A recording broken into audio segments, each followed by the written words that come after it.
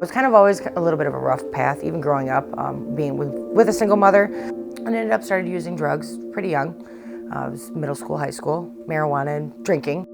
I'd say mid-20s, I started experimenting with other drugs, harder drugs, crack and cocaine mainly. So like that became a big, where it kind of flipped.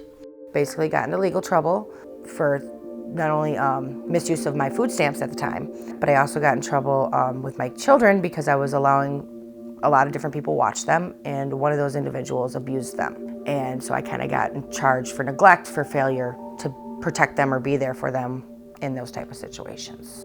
But eventually got thrown into jail. I was there for just over 8 months.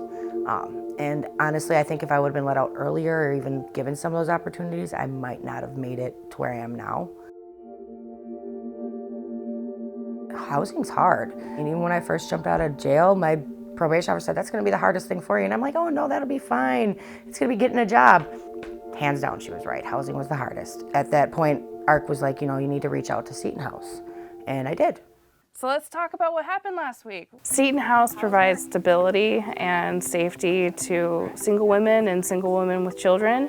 The director meets with every woman once a week to go over their goals and working towards what they need to accomplish in order to get permanent housing.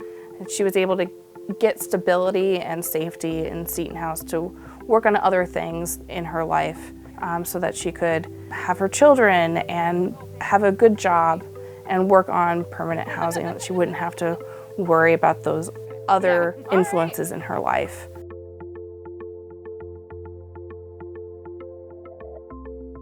All right, apartment number 5. They actually helped me get prepared to be able to move. But they reminded me about the clothing voucher and about the furniture. For the typical home visit, we get the referral from the district. We call the family, set up a time that's convenient for them to come in. My main thing when I walk in is to make sure that they know we're happy they're there. And I think that's what St. Vincent de Paul is on our path of life, is we get to stop and visit and show people compassion and grace and generosity.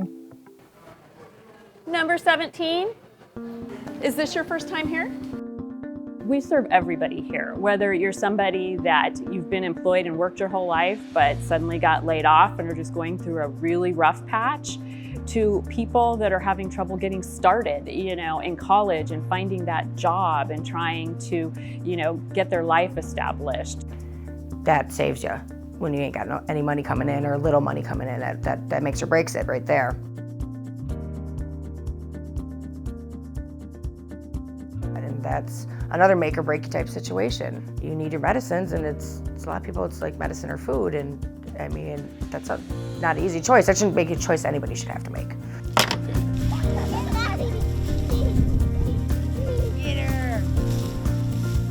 Kids, they're all here with me. They're not going anywhere. They're staying. It's great to be able to, tell everybody good night and hugs and kisses. And I look forward to it because I didn't get to do it for so long.